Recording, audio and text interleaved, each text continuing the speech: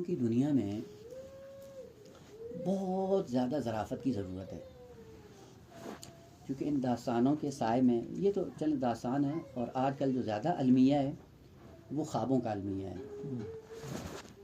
خوابوں کو دین بنایا ہوا ہے، داستانوں سے دین بناتے ہیں، اور یہاں پہ بصیرت چاہیے۔ میں ابھی ایک اور واقعہ بھی نقل کر دیتا ہوں، آپ جیسے ہوگا پھر آپ خود قضاوت کر لیجیے گا۔ ایک چیز ہمیشہ ذہن میں رکھیں کہ جب بھی اعمال کی دنیا میں، اخلاقیات کی دنیا میں اگر عقائد مسلم کار فرما نہ ہوں، پھر انسان کے پاس چراغ نہیں ہوتا تمیز دینے کے لیے۔ اور آپ کو پتہ ہے کہ سیر ترتبی ہے، ترتیبی ہے۔ فقہ یعنی یہی شریعت کے احکام، توضیح المسائل، جسے کہا جاتا ہے فقہ اصغر۔ یہ فقہ اصغر جنم لیتی ہے فقہ اوسط سے۔ فقہ اوسط کیا ہے؟ اخلاقیات۔ اخلاقیات جنم لیتے ہیں عقائد سے۔ عقائد کو کہا جاتا ہے فقہ اکبر۔ یہ ایک ترتب ہے بیٹا۔ اسی لیے اگر آپ معاشرے میں جا کر دیکھیں، جو عقیدے میں بہت زیادہ عروج پہ ہوگا، یعنی جس کا رابطہ خدا سے مستحکم ہوگا، قطعاً اس کی زندگی میں آپ کو خلقیات بھی نظر آئیں گی۔ اور جس کی زندگی میں خلقیات ہیں، ممکن نہیں ہے کہ وہ فقہی اعتبار سے کسی مسئلے کی مخالفت کرتا ہو۔ وہاں سے اگر اوپر سے چلیں، عقائد میں مستحکم، اخلاقیات میں برترین، اور فقہی اعتبار سے ظاہر شریعت کا آپ کو 100% پابند نظر آئے گا۔ نیچے سے اوپر چلے جائیں تو بھی سلسلہ ہے، سعودی میں بھی ایسے ہی ہے۔ جو فقہ پہ عمل نہیں کرتا، شریعت پہ عمل نہیں کرتا، آپ اخلاقیات میں بھی جا کر دیکھیں، قطعاً با اخلاق ہوگا۔ اگر اخلاقیات میں بد اخلاق ہے، قطعاً عقیدے میں بھی کمزور ہوگا۔ ابھی وہ نہ جائیں ذہن میں، چونکہ کبھی کبھی بعض مسائل الٹے ہو جاتے ہیں۔ مثلا اخلاقیات میں ہم کسی کی تعریف کرتے ہیں، ہاں وہ تو بہت اچھا ہے۔ کیوں؟ اخلاق کیوں؟ کیونکہ میرے ساتھ بڑا اچھا ہے۔ ہم نے معیار یہ بنایا ہوا ہے اخلاقیات کا، ہے یا نہیں؟ اگر اس نے ٹیڑھی آنکھ سے دیکھ لیا تو پھر کیا ہے؟ پھر بہت برا ہے۔ دیکھیں، ہم نے اخلاقیات کی منزل میں بھی جا کے ہم نے اقدار الہی کو چھوڑ دیا ہے، اپنی ذات کو بت بنا کے ہم نے معیار بنایا، اور یہ ہے ہماری زندگی میں ہوتا ہے۔ آغا آپ سے اس نے قانونی سائے میں بات کی ہے، تو اگر وہ قانون کی مخالفت کرے، بے دین ہے یا نہیں ہے؟ وہ دین پہ عمل کر رہا ہے، اور ہمیں وہ بد اخلاق نظر آ رہا ہے۔ کیوں؟ چونکہ بت ہم نے دین کو نہیں، اپنی ذات کو بنایا۔ فرض کریں کہ آپ گئے مسئول کے پاس، اور قانون یہ تھا کہ آغا آپ کا یہ کام نہیں ہونا ہے۔ اگر اس نے قانون کے سائے میں آپ کو واپس کر دیا، گالیاں دے کے واپس آتے ہیں یا نہیں آنا؟ تو اگر وہی غیر قانونی سارا کچھ ہوتا، اور دیکھ لیں آپ، ہم یہی کرتے ہیں جب واپس آتے ہیں، تو پھر کیا ہے؟ اگر اس نے کر دیا، یار کتنا اچھا آدمی، ادھر سے جا دیکھو کہا رہے جہنم میں جا رہا ہے اس نے۔ اگر آپ جس ادارے میں، اس ادارے میں خیانت کر کے آپ بیٹھے، آپ خائن ہو، آپ کے ایک لحظے کے لیے وہاں پہ نہیں ہونا چاہیے جو تم قانون کی پاسداری نہیں کرتے ہو۔ امیر المومنین نے کیا کیا؟ طلحہ زبیر آتے ہیں، چراغ بند کر دیا۔ کیوں؟ تعریف کریں جہاں جہنم بیت المال ہے، شخصی کام کے لیے استفادہ نہیں کرتا ہوں۔ کیا کہا کہ امیر المومنین تو اچھے نہیں ہیں؟ کیا کہیں گے؟ آغا جو بیت المال کا ایک قطرہ تیل بغیر رضا خدا کے استعمال نہیں کرتا، وہ کل کو بیت المال کی بوریاں دے گا؟ وہ قطعاً نہیں دے گا، وہ اچھا بھی نہیں لگتا ہے۔ بس دیکھیں، بس اوقات دین کے اندر معیار ہم نے اپنا بت بنایا ہوتا ہے، اس لیے ہم کہتے ہیں فلاں اچھا ہے، فلاں برا ہے۔ اب وہ رہے۔ میں نے عرض کیا تھا کہ یہ سارا سلسلہ نیچے سے آپ شروع کر لیں۔ اگر جو ظاہر دین پہ عمل نہیں کر رہا ہے، فقہ پہ، اس کی پیچھے اخلاقی کمزوری ہے۔ اخلاقی کمزوری کی وجہ سے پیچھے کیا ہے؟ عقیدتی کمزوری ہے۔ اس وجہ سے یہ سارے آبے کا آبا پورا آپ کو بگڑا ہوا نظر آتا ہے۔ بس یہ سلسلہ ذہن میں رہے مقدمے میں۔ اب آئے اسلام کے چہرے کو مسخ کرنے کے لیے، پیغمبر اسلام کے جانے کے بعد ایک باب ہے پورا اسلام کے اندر، باب اسرائیلیات۔ اسرائیلیات کے نام سے پہچانا جاتا ہے۔ بانی کون ہے اس کا؟ کعب الآبار۔ اور اس کے پیچھے اس کا باب کون ہے؟ خلیفہ دوم۔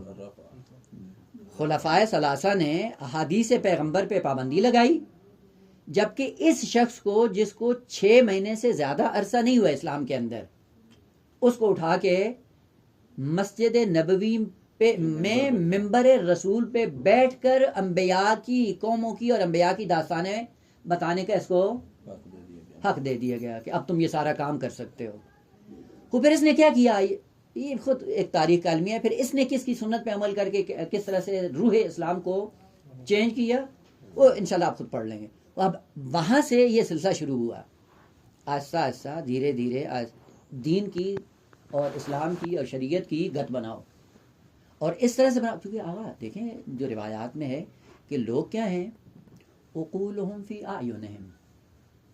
آدم جاہل احمق ابلہ کیا ہوتا ہے عموماً ایسے ہی ہوتے ہیں لوگ. ان کی عقل ان کی آنکھ کے اندر ہوتی ہے. یعنی آنکھ سے جو دیکھ لیا اچھا لگ گیا فوراً لے لیتے ہیں. عقل سے کام نہیں لیتے ہیں. یعنی نوعاً اس طرح سے ہوتے ہیں. اب اس نے ایسا ایسا ظاہری طور پہ ہو گیا کیونکہ زیادہ دقیق اور عمیق نہیں ہوتے ہیں. لہٰذا انہوں نے بھی ایسا ایسا آ کر دین کی جڑیں کھوکھلی کرنا شروع کی. ان میں سے ایک یہ تھا کہ یہ آتا تھا انبیاء کی داستانیں بیان کرتا تھا اور انہی داستانوں سے اخلاقی نکات نکال کے لوگوں کو ایسا ایسا روح دین سے دور کرتا تھا. اب یہ کتنی ایسی داستانیں ہیں اگر آپ مکاتب اہل سنت کو دیکھیں لا ماشاء اللہ اصلاً ایک ایسی غلاظت ہے کہ آپ پڑھتے انسان. یہ ابھی دیکھیں منقع کرنے کے بعد بخاری ہر عصر میں اس کے اندر سے کم کرتے جا رہے ہیں لیکن اب جو بچی ہے اب بھی ایک باضمیر انسان اس کو نہیں پڑھ سکتا ہے. اگر وہ اصل ہوتی تو کیا ہوتی. دیکھیں اب اس کی تعداد دیکھیں جو مقدمے نے ذکر کی ہے کہ تعداد حدیثوں کی اتنی ہے. اب گن کے دیکھیں اس سے کم ہوتی. کیوں؟ کیونکہ جو اعتراض ہوتے ہیں پھر اگلے ایڈیشن وہ حدیث غائب ہو جاتی ہے. غائب کرتے کرتے یہاں تک آپ پہنچے. خوب ایک یہ باب تھا باب اسرائیلیات اور جس کی اجازت دی تھی خلفاء نے. جہاں پہ حدیث پیغمبر پہ پابندی ہے 100 سال تک وہاں پہ اس کو اجازت ہے کہ تم آ کر دین کو بیان کرو گے. اب اس نے داستانیں اور آپ عجیب بات ہے آپ بھی جائیں پاکستان میں یہ کہیں بھی جائیں آپ علمی بات کر رہے ہوں لوگ سو جاتے ہیں. آپ ایک داستان شروع کر دیں ایک خاص ہے لذت آتی انسان کو. اس خاص لذت کے ساتھ پھر آدمی جذب ہو جاتا ہے اس میں بچپن سے ماں جو گانے سناتی ہے اور وہی عادت میں عادت بنی ہوتی اور اس عادت پہ آتے ہیں تو پھر ٹھیک ہوتے ہیں. اور جب آپ علمی بات کریں گے سب سو جائیں گے. وہ بڑے بزرگان بھی سو جاتے ہیں. وہ یہ داستانیں تھی. اب پہلی بات یہ ہے کہ آغا عقائد کی یا نبوت کی کچھ ہیں شرائط عامہ. شرائط عامہ تو پڑھی ہیں نا انشاءاللہ علم کلام میں. شرائط عامہ نبوت یعنی منصب نبوت کی جتنی شرائط ہیں وہ الگ ہیں. ان کو نبوت کے عامہ کی شرائط کہا جاتا ہے.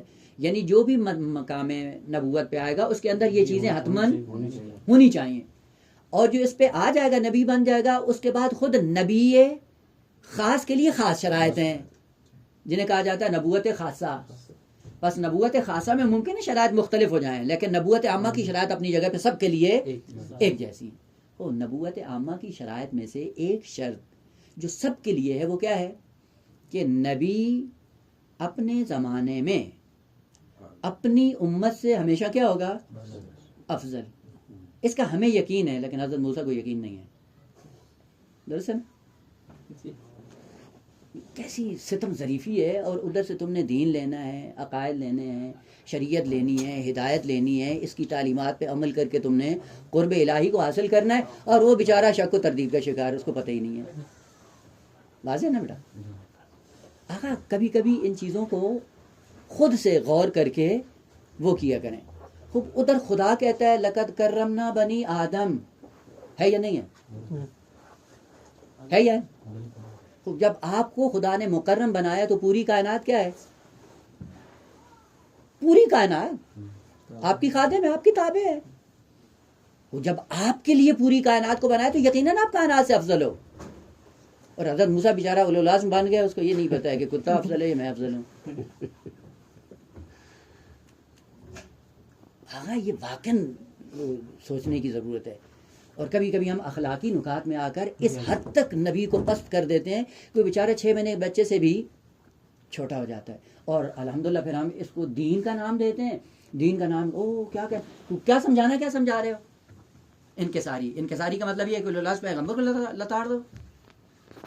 یعنی پتہ ہی نہیں ہے کہ یہ نبی ہے بیچارہ یہ کیا بلا ہے یہ کیا نہیں ہے.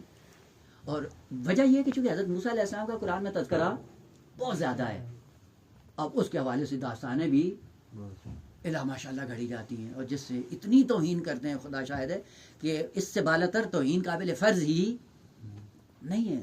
کیسا نبی ہے ادھر کہتے اولو العزم پیغمبر ہے، ادھر ہے قرب الہی پہ پہنچا ہوا ہے، ادھر جا کے اللہ سے کلام کرتا ہے، 40 دن تک کوہ طور پہ رہتا ہے، جس کو کھانے پینے کی کوئی پرواہ نہیں ہوتی ہے، ایک لمحے کے لیے اونگ نہیں آتی ہے، 40 دن مسلسل بیداری کے عالم میں، اور اتنے قرب پہ پہنچا ہوا کائنات کی حقیقت دیکھ نہیں سکتا کہ کیا ہے، اور یہ بھی پتہ نہیں ہے کہ کتا بھی افضل ہے یا میں افضل ہوں. پیغمبر اسلام کی حدیث ہے، اللہ کی بارگاہ میں ارشاد فرماتے ہیں رب ارن الاشیاء کما ہیا. کما ہیا کا مطلب کیا ہے؟ جس طرح حقیقت ہے، کیونکہ ایک ظاہر ہے جو ہمیں نظر آتا ہے، اور اس ظاہر کے پیچھے ایک باطن ہے، حقیقت ہے جو چھپی ہوئی ہے. وہاں تک جانا یہ نبی کا خاصہ ہے. اور یہ دعا کی، اور دعا کرنے کے بعد کیا ہے، یہ آپ کو اور مجھے کہہ رہے ہیں کہ اس منزل پہ آؤ. اللہ امیر المومنین جو ادنا شاگرد ہے پیغمبر اسلام کا، وہ کیا فرماتے ہیں؟ لو کشف الغطاء لمزت یقینا. خوب یہ لمزت یقینا خوب بعد میں پھر اعتراض کرتے ہیں یہ کیسے ممکن ہے؟ آیا ائمہ کا علم بڑھتا ہے یا نہیں بڑھتا؟ بڑھتا ہے. اگلا تو وہ بھی ایک ایسی بھونڈی توجیہ کرتے ہیں کہ انسان کہتا ہے کہ کاش یہ نہیں کرتے تو بہتر تھا. خوب ادھر امیر المومنین کیا کہہ رہے ہیں کہ پردے ہٹے تو کوئی بھی اضافہ پھر کیسے وہ ہوتا ہے یا نہیں ہوتا. اور یہ کلام کیا کہہ رہا ہے کہ یہ تو نہیں ہوتا ہے. پھر معنی کیا ہے؟ خارج میں حکم پذیر. عرض کیا تھا منطق میں 2 قضیے ہیں، اصول میں بھی ہیں، جس سے آپ مفہوم موافقت اور مفہوم مخالفت استنتاج کرتے ہیں. بس اوقات ہے سالبہ بانتفاع موضوع، اور کبھی ہے سالبہ بانتفاع محمول. یہاں پہ امیر المومنین علیہ السلام یہ جو ارشاد فرما رہے ہیں لو کشف الغطاء لمزت یقینا، یہ سالبہ بانتفاع موضوع ہے. یوں نہیں ہے کہ پردہ ہٹے تو میں دیکھوں اور پھر اضافہ نہ ہو، نہ کہنے چاہ رہے ہیں کہ اصل پردہ ہے ہی نہیں. اور وہ اپنی روایات جگہ پہ ہے کہ ارتقاء ہوتا رہتا ہے. ارتقاء ایک مسئلہ ہے اور پردے کا ہونا یا نہ ہونا یہ مسئلہ ہے دیگر ہے. اصلا لو کشف الغطاء، اور یہ واقعا کتنی چاشنی ہے عربی کی، کبھی کبھی انسان رہ جاتا ہے. میں نے ایک ہوم ورک کے طور پہ عرض کیا تھا کہ آپ دیکھیں ان بھی شرطیہ ہے اور لو بھی شرطیہ ہے. لو شرطیہ کس پہ داخل ہوتا ہے؟ نہ وہ جو بھی ہوتا ہے ہوتا یہ کہ ایک ہے لو کا مدخول اور ایک ہے ان کا مدخول. دونوں میں فرق کیا ہے؟ کہ لو کا مدخول کبھی بھی محقق نہیں ہوتا، وہ لولا امتناعیہ الگ ہے. صرف لو کے لیے ہے کہ لو جس پر داخل ہوگا اس کا مدخول کبھی بھی خارج میں محقق نہیں ہوگا. لو کان فیہما آلیۃ الا اللہ لفسدتا، یہ کبھی بھی محقق نہیں ہوگا. جہاں جہاں بھی قرآن کے اندر لو کلمہ، اب دیکھ لیں آیات کی چاشنی، جہاں جہاں پہ بھی لفظ لو ہے ممکن ہی نہیں ہے کہ وہ مدخول خارج میں محقق ہوا ہو. اور ان کیا ہے؟ عمومی ہے، ممکن ہے ہو اور ممکن ہے نہ ہو، اس کے لیے امکان ہے، ہر 2 صورت میں ہے. لو کشف الغطاء، خوب اگر لو کہہ رہا ہے کہ کشف غطاء ممکن نہیں ہے، نتیجہ کیا؟ اصل غطاء ہی. اور یہی بتاتا ہے کہ یہاں پہ کیا ہے؟ سالبہ بانتفاع موضوع، یعنی میرے سامنے کائنات کیسی ہے؟ اپنی حقیقت کے ساتھ میرے سامنے موجود ہے. کیونکہ لو کشف الغطاء اور لو کے بعد کشف غطاء ممکن نہیں ہے، نتیجہ یہ کہ اصل غطاء ہی نہیں ہے، سالبہ بانتفاع موضوع ہے. بس ارتقاء ہوتا رہے گا علم میں. اور یہاں پہ سالبہ بانتفاع موضوع ایسا حجاب نہیں. خوب اگر امیر المومنین کے لیے نہیں ہے، پیغمبر خاتم کے لیے بھی قطعاً نہیں. خوب پھر کیوں فرما رہے ہیں یہ آپ کو اور مجھے سمجھانے کے لیے؟ تم بھی ارتقاء کرو، یہاں تک آ جاؤ کہ اشیاء کو ایسے دیکھو جیسے وہ ہیں. خوب اولو العزم پیغمبر، اس کو نہیں پتہ ہے کہ یہ کتا کیسا ہے.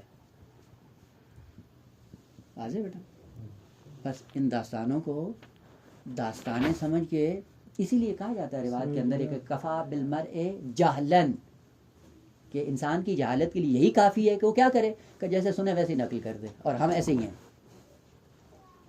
اور کرتے بھی یہی ہیں. یہ کرتے ہیں نا، اس کی تقریر رٹ لو، اس کی رٹ دو نقطے یہ کاپی پہ بنا لو، بعد میں کیا کرنا ہے کہ جیسے اس نے کہا جا کے بیان کر دو. اب یہ کیا ہے؟ معصوم فرماتے ہیں کہ اس سے جاہل تر اور کوئی شخص نہیں ہو سکتا. کیا کرو کہ جو سنو پہلے اپنے عقل کی روشنی میں آ کر دیکھو، دین کی روشنی میں آ کر دیکھو یہ بات صحیح بھی ہے یا نہیں ہے. وہ کتنے ایسے ہیں رب عالم، وہی قد قتلہ جہل والی بات. یا وہ حدیث پیغمبر کے کیا کرو، کہا کہ میری ان حدیث کو نقل کرو دوسروں کے لیے. کیوں؟ ممکن ہے آج تمہیں ان کی سمجھ نہ آئے اور جن کے لیے نقل کر رہے ہو تم سے افقہ ہو. اور ہے روایت کے اندر کہ سورہ حشر کی آخری آیات اور سورہ توحید خود پیغمبر اسلام نے صراحت فرمائی ہے کیا ہے آخر زمانے کے لوگ یہ آخری زمانے کے لیے ہے۔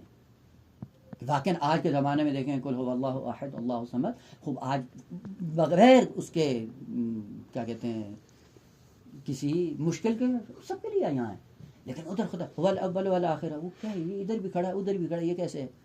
اب چونکہ وہ مادے میں منحصر تھے بیچارے پھنس گئے کہ اول و آخر کیسے ہو سکتا ہے؟ ظاہر و باطن ہے، یعنی در عین حال کے ظاہر ہے، در عین حال کے باطن ہے خود ظاہر، یہ کیسے ہو سکتا ہے؟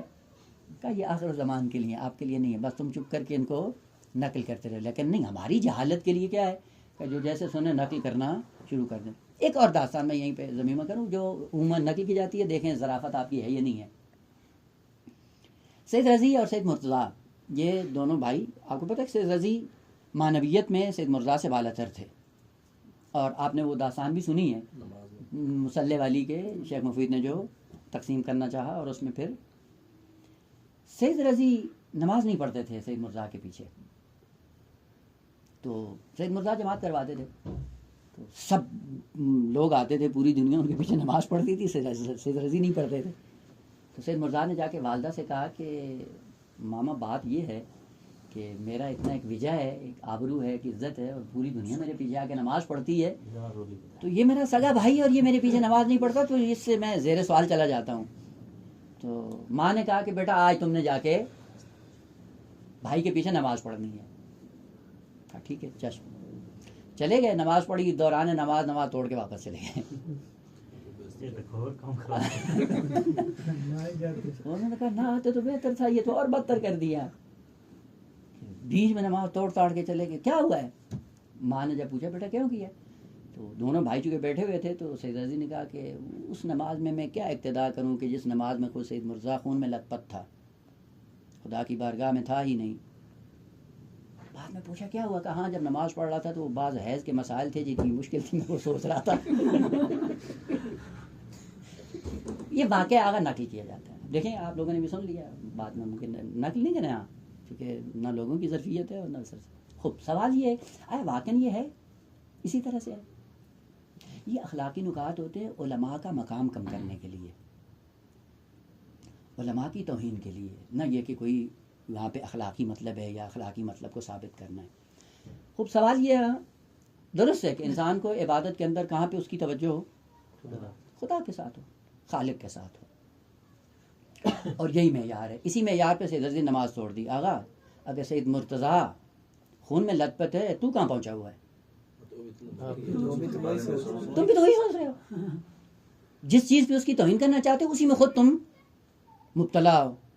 یہ کون سا اخلاق ہے، یہ کون سا تقوی ہے، یہ کون سا عرفان ہے؟ بھائی دیکھیں شخصیات علماء کو ان چھوٹی چھوٹی اخلاقی باتوں سے گرایا جاتا ہے۔ اب ثابت کیا کرنا چاہ رہے ہیں؟ سید رضی بڑے عرفان، خود بڑے عرفان، اس کو پتہ ہی نہیں ہونا چاہیے سید مرتضیٰ کہاں پہ ہے، تیرا تعلق کہاں پہ ہے؟ اللہ کے ساتھ، اللہ کے، تو اللہ کی بارگاہ میں کہاں گیا ہے کہ تو ابھی سید مرتضیٰ کے پیچھے کھول لگا کے بیٹھا ہوا ہے؟ اور اس قسم کے آپ کے واقعات بہت ملیں گے۔ گھر سے پروگرام بنایا گیا سید رضی کی ٹانا ہی ہٹا۔ نہیں آپ دیکھیں اس قسم کے واقعات بہت ہیں، فلاں شخص تھا جی، عامی شخص تھا، وہ نماز میں آیا، اس نے یوں کر دیا کہ یہ مولوی اس میں گھسا ہوا، تو کس طرح گھسا ہوا ہے؟ تو بھی تو اسی کے مثلا ہے بعضوں میں کہ ایک آدمی کے لیے بڑے یہ اس قسم کی داستانیں بہت ذکر کی جاتی ہیں، نماز میں کھڑے تھے تو یہ کہا تھا، وہ یہ سوچ رہا ہے، تو کیا سوچ رہا ہے؟ تو اگر ہے خدا کی بارگاہ میں تو تمہیں اس کی کیا خبر ہونی چاہیے؟ دیکھیں بسا اوقات ایسی چھوٹی چھوٹی چیزیں ہوتی ہیں، لیکن یہ ایسا زہر ہوتا ہے کہ جس کی وجہ سے جا کر شخصیات کو بھی لتاڑا جاتا ہے اور ایسا ایسا دین کی جڑوں کو بھی کھوکھلا کیا جاتا ہے۔ لہذا ہر داستان اس لیے نہیں ہوتی کہ ذکر کر کے اس سے اخلاقی نتیجہ لینا ہے، نہ، سب سے پہلے دیکھیں کہ آیا اس داستان کے سائے میں دین پہ تو کوئی آنچ نہیں آتی، یا مکتب پہ تو نہیں آتی، یا خود علماء کی شخصیت تباہ تو نہیں ہوتی ہے، اور یہ جرم ہے اور پکڑے جائیں گے اس جرم میں کہ جی کیا تھا اصل ہماری، اسی لیے عبادت کے لیے جا دیکھیں اتنے افسانے بنائے ہوئے ہیں جس کی حد نہیں ہے۔ وہ ایک ابھی ہے طالب علم قوم میں، وہ بڑا مرید تھا اور اندھا مرید، وہ جا کے کہتے ہیں جی آغا باجت وہ ہیں جو اپنی روح نکال بھی لیتے ہیں اور ڈال بھی لیتے ہیں اور فلاں بھی کر لیتے ہیں۔ وہ ایک دن جا رہے تھے نماز کے لیے، تو وہ گھر سے آتے تھے مسجد فاطمیہ تک، تو وہ طالب علم، میں نے کہا ایسی بکواس یاد نہیں کہا کر، اس بیچارے کی روح کو بھی خبر نہیں ہے کہ میں ہوں یا نہیں۔ نہیں یہ ہے آپ لوگ وہ ہو. میں نے کہا ٹھیک ہے جاؤ اس سے جا کے خود پوچھ لینا. گئے کیونکہ بڑا قریبی بھی تھا. تو جیسے وہ گھر سے نکلے نماز کے لیے تو قریب ہو گئے تو آگے سے کہتے ہیں کہ آغا ہم نے آپ کے بارے میں یہ سنا ہے کہ آپ یوں بھی کر لیتے ہیں کی گفتے. تو انہوں نے کہا فلان کا خوب پس برا فلانی بھی پوچھو من چرمی. جس نے کہا اس سے پوچھو کہا کہ وہ شاید مجھ سے بڑا ہوگا من کی انجوری نہیں سن. اور یہ ہیں آغا کئی ایسے ہیں یہ ہمارے بعد میں نام اب نہیں لوں شاید غیبت کا پہلو ہے ایسے خبیث ہیں آغا ممبروں پہ جا کے یہی بکواسیات بکتے رہتے ہیں آغا بہجت کے بارے میں. آغا انسان ہے. یہ آغا بہلول مر کے آپ کے مشہد کے ہیں اب ان کے لیے پتہ نہیں کیا داستانے اور لطیفے اور سورے بنا کے گھڑے ہوئے ہیں. چلتی نہیں ہے نا. اور ان کی مشکل کیا ہوتی ہے کہ ادھر سے دین کا میٹر کم ہو جاتا ہے. وہ جو تقریریں رٹ کے لے گئے تھے اب وہ تو ختم ہو گئی ہیں. تو اب کیا کریں. اب وہ کیا ہوتا ہے اب ظاہر دکان بھی چلانی ہے. ابھی آپ دیکھ لیجیے جو مشہور خطیب ہیں کیا کرتے ہیں بدبخت اپنے سفر نامے پڑھتے ہیں. وہاں گئے پھاٹک تھا بند ہو گیا گاڑی پھنس گئی یہ ہو گیا اور وہ ہو گیا اس میں 2 مصائب کے جملے پڑے دفعہ ہو گیا. یہ کیا ہے.